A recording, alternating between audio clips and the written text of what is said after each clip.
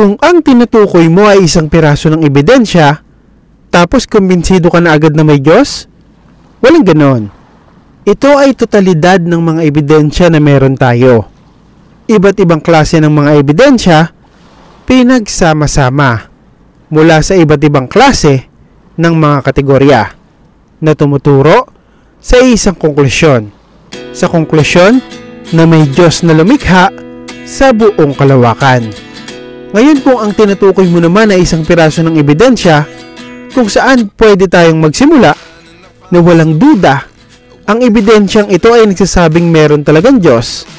Ang ipepresenta ko ay ang ganda na makikita sa kalikasan. Dahil base sa pare-parehas at paulit-ulit na karanasan natin, hindi basta nagiging maganda ang mga bagay-bagay kung wala ang artistikong intensyon.